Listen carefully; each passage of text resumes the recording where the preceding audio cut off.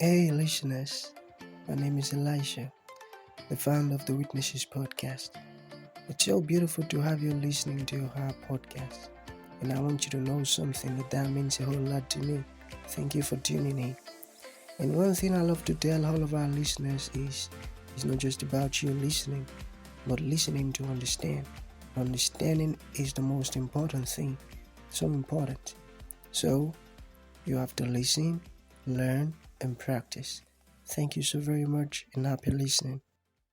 I have. Yo, hi, Bandhul, BB. How are you doing today? So nice to have you on the show. Same here, Elijah. I'm very happy to be part of your show, and it's a pleasure to come here. The day is good, and really looking forward to our conversation. That's so good. Okay, oftentimes I love to talk about the essence of this show, which is to invite amazing guests, amazing guests like BB to come talk to us about their stories, their triumphant stories, because we believe that in our audience there might be someone who is stuck up in a situation that BB came out of triumphantly. So by that person listening to you speak, he or she might actually pick an information from you that will lead to their transformation. So within the next few minutes, BB, let us get started with your story, the challenges that you faced, and how you overcame them. Okay, then afterwards, I have some questions for you. Okay, over to you, BB. Let's get started. So talking about my story, I'm a serial entrepreneur and a builder by heart, and I started my entrepreneurial journey back in 2014. It's 10 years of my entrepreneurial journey. And I've started with a company in the B2B merchandise space, and that company lately became second largest B2B merchandise company in India, and it's on autopilot. It was bootstrapped, so it's just a good lifestyle business for me at this point of time, and getting my lifestyle money from that business. And then I went into the rabbit hole of Web3 and blockchain space, which really excited me as an engineer, and I started an education company called FinStraight in that domain, which later got acquired in 2021. And then I worked as an angel investor with few startups, and I helped them grow. I mentored them, and I helped them with network and everything. My current stint is with ICP, where we are doing activation for them in India via my company called CruiseFair, which is a ICP India hub. That is, we are a regional organization within the ICP to expand their base in India and to do all the activation for them via boot camps, hackathons, incubator programs for all the entrepreneurs and developers out there who want to switch to Web3 via our programs. Okay, So I want that's I all want about to me. dive. Yeah. Okay, I want to dive a bit deeper. If you don't mind, can you talk to us about your background? You're a family of how many? Your dad, your mom, your siblings? Can you talk to us about that? Yeah, sure. So we are a family of four. My mom, my dad, and my sister. That's my elder sibling. I only have one sister, one sibling, and then obviously me. So, so we are four of us. That's about my background. And my sister is married and she is happy with her kids and her family now. And I live with my parents. And my dad is a trader, and my mother was the dean of his school, and he used to run his own school, which is a non-profit organization primarily to help, children from the outskirts so that they can get quality education and do something in their life. Oh, beautiful. Your mom is doing a great job. Okay. Yeah, she's my biggest inspiration, by the way. So yeah. Wow. I love that. I love that. Okay, so can you talk to us more about blockchain? Let's say there is someone who would like to learn more about blockchain. The, Take for instance, the person is listening now, and he or she wants to know more about blockchain, and he says, "BB, can you talk to me more?" Or I want to learn more about blockchain. What would your response be? Let us talk more on that. Yeah. So. My first response would be to start with a book called Bitcoin Standard. Like that, this is the best book that I can recommend to everybody who wants to get started with, uh, the blockchain segment. The book talks about the philosophical aspect that why Bitcoin is required and why it can be the future of our digital asset, that ownership that we all talk about, right? So the Bitcoin standard is a great read to start with. Even if you have no knowledge about Bitcoin and Web3 or blockchain space, the book will be a great read to you. If you want to dig deeper, in the technology side of things, then maybe understanding Bitcoin can be another book, or so these can be some great books. And then on that contrary, what you can do is you can join a community. For example, we run a Telegram community, and it's an educational community. So you can come to the community and ask your doubt. For example, you can just type a message that, hey, I'm just a beginner who wants to start their journey in Web3 blockchain space. Can you give me some good articles or medium posts or maybe some Web3 resources so that I can start my journey? And we have a community of around 20,000 people. So somebody will come up and will actually try to help you out there. So joining this community, and obviously everything is free of cost and you don't have to pay anything for it. So joining all these communities and all these programs or DAOs will help you out. So reading a book and joining a community, the other thing, it's very easy to do. The third thing is follow what's happening in the space, right? Maybe follow some good influencers on Twitter. That can be a good idea, or subscribe to some newsletters, or just read some articles on Cointelegraph or CoinGecko. That will give you a wide perspective that what is happening in this space. So yeah, these three things, pretty simple. Read a book. If you can't, no worries. Join a community and get updated with the recent things that are happening in the space. Beautiful. Thank you for listing those three things needed to do. That's so good. All right, so cryptocurrency. What about cryptocurrency? Like, can you talk more on that? Is it advisable to go into crypto? Or what advice would you give to someone who wants to go into crypto? Or can you share some of your insight about cryptocurrency? Sure. So cryptocurrency is a digital asset or digital ownership that lives on the internet, right? But again, so cryptocurrency is the one use case of the blockchain segment or Web3 segment. There are a lot more use cases in this segment that you can explore. You can explore this sector from the lens of a builder or a developer, because the developer salaries are insane. You can get upwards of 250K salary, US dollars, 250K US dollars, as a blockchain developer, which is a great salary to start with, right? And so you can see this from the lens of a developer or from a marketer like yours. You can start a Web3 based podcast and just talk about Web3 and different entrepreneurs who are coming up from the space, and just discuss things with them. In this fashion, you can build a career in Web3, right? Or you can be just designer who's working for a Web3 company overseas, and then you can get paid in cryptocurrencies, which you can again liquidate for your local fiat currency in the country wherever you are living in. So now the opportunities are global for you. You do not have to confine within your geographical location to make best out of your skills. So, investing in cryptocurrencies and trading cryptocurrencies is a very small part of the blockchain or Web3 segment. You have to look at from the lens of builder, developer, marketer, content creator. All these opportunities exist in this segment, which makes it a huge opportunity pool for the youngsters and Gen Zs to join. So that's about it, right? So you don't have to just look at it that, okay, if I have to get into Web3, I have to buy some Bitcoin, I have to buy some Dogecoin, I have to buy some Ethereum. Not like that.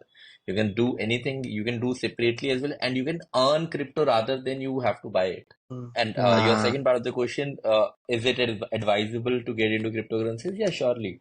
So if you have a long time horizon, then investing in Bitcoin is one of the best strategies, because you choose any 4 year window or 5 year window. Bitcoin is profitable in every 4 to 5 year window, right? It can be non-profitable for you in the short term from 1 year leg or 2 year leg, but if you see it from the lens of, or from the in a span of 4 years, it will definitely give you good returns. So if you have money that you can keep it aside for 4 years, then you can probably think of investing in crypto. But investing your skills and time and milking out opportunities from the Web3 space is the best thing that you can do without investing any money of your own. I got that. Beautiful. Okay, we still have some questions, baby. Alright, so let's say someone asks you, hey, baby, how can I gain financial freedom? How can I gain financial freedom? What would your response be? So financial freedom, if you're looking for the financial freedom, first of all, you have to get your fire number correct, right? You need to have a vision that what is a fire number is financial independent retire early number. That is the amount of money you need to retire at an early stage, right? Once you have that number in your mind, and now there can be two kind of retirement modules that you can go forward. One module can be that I want to retire with the passive income. That is, if my expenses are $5,000 a month, then I should get that those $5,000 from my passive income. The other philosophy can be that my life expectancy is probably 85 years. I am 40 years old. I have 45 years to live. And I just need that much money that my passive income plus I can eat on my capital as well. That is my capital will keep on deteriorating, and I can withdraw some part of it and still I can get $5,000. So you have to build a strategy first. Uh, and then obviously you can retire early. And surprisingly, you will find a lot of digital nomads and financially independent people in the Web3 space that are pursuing this industry just for the passion and just for the ideologies that they believe in the same ideology. So you will find a lot of people. Why it's there? Because a lot of people invested in Dogecoin when it was like less than a cent, and now it's closing to 70 cents, and they made fortune out of it. There are people who invested in Bitcoin at $1 and now it's at what, $57,000, and they have made fortune out of it, and now they have retired, and now they are supporting the ecosystem in their best capacity because they don't have to look at their financials ever again. So yeah, investing on an asymmetric asset like Web3 or blockchain or cryptocurrencies can get you that fire number on your side. But first of all, you have to plan for it. You have to plan for it. Wow. I love how you're answering those questions, BB. Thank you for that. Okay, so we have okay, this is the second to the last question. You know, we have Web 1, Web 2, Yeah. and Web 3. So can you talk to us about Web 3? Yeah, so first of all, we need to understand the difference between these three, Web 1, Web 2, and Web 3. The Web 1 was the static websites. That is, there was only one to many communication. That is, if it was like a newspaper, but a digital newspaper. That is, you cannot talk to the newspaper, you cannot interact with it, right? So I have written an Right. article and I'll push it on my website and you can just read it. You can't write comments, you can't interact with it, you can't like it, you can't dislike it, you can't share it with your friends, right? There was nothing. So it was one to many interaction, which was very similar. In Web 2, what happened was now the content part was decentralized. Now, as a YouTuber, you can create YouTube videos and you will watch YouTube videos as a viewer. You don't have YouTube is not creating content. YouTube is just a platform which is facilitating. So now, in Web 1, the owners of the website were creating content and we were just consuming it and without interacting with it. In Web 2, what happened was we were creating content, we were consuming it, and we were interacting with the content, right? So we are, for example, we are making reaction videos, we are making comments, we are liking the videos. It's all interaction. And again, I can create content also and I can view content also. YouTube has nothing to do with it. It's just a platform. But you are creating content and you are viewing content and you're watching it, you're interacting with it, but the ownership of the content remains with the YouTube. That is, YouTube can shut your account anytime they want. And we have Hmm. seen these strikes with YouTube and Spotify and the Apple Music with everyone millions of times, right? To stop this, now came into the Web3 in the picture. In Web3, you can obviously do the same. You can create content. you can consume content, you can interact with it. Now there is another element to it, that is you have ownership to the content. You can own it. It becomes your digital asset.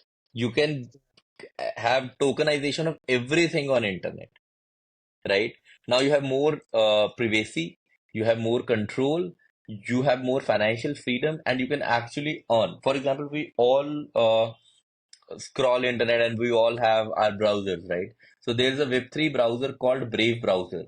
You can actually earn money by just browsing on the internet. Now the Chrome doesn't pay you. Chrome keeps all the revenue to themselves. And Brave browser is very similar to Chrome, but you can actually earn money while browsing on Brave. So again, so these kind of things. So this is the basic difference between these three. Maybe you just explained so well. I love that. Oh no, our conversation Thanks a has lot. been I so think you, educative. Yeah, yeah, because your words it's are. because of you, because you have a very soothing voice and you are a very good podcaster. You make your Mm, guests very comfortable. All thanks to you. Really yeah. shout out to you. Thanks, girl. Okay, so Vivi, in conclusion, let's say there is a piece of advice you'd like to give to the audience. What would that be? And let's say there are some people listening and they would love to learn more about you or reach out to you. How can that be possible? If you want to reach out to me and connect with me, I'm very active on LinkedIn and Twitter. So my ID is Bandhul Bansal, Bandhul.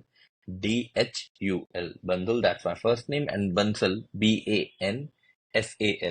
That's my last name. So you can connect me there. And so that's about me.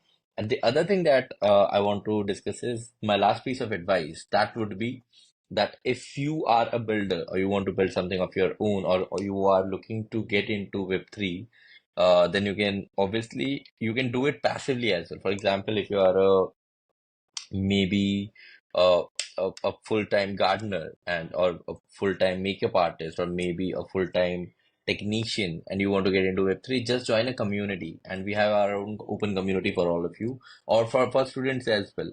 So come in and learn it for free and there might be some opportunities for you, right? So it's worth exploring. So always explore the new energies and new technologies that come in because that can make you a fortune, that can help you to retire, as we have discussed in this podcast. Beautiful. Thank you for that. Thank you for that. Okay, so that is going to be the end of the show. BB, thank you for your time. Thank you for honoring the invite. It means a whole lot. Thank you. Thank you, Alicia. Thanks a lot. Thanks a lot for your time. Thank you for tuning in to this incredible episode. Your support means the world to us, and we truly value you. We look forward to having you join us for the next episode. If you enjoyed what you heard, please consider rating and reviewing us on Apple Podcasts. Your feedback is greatly appreciated.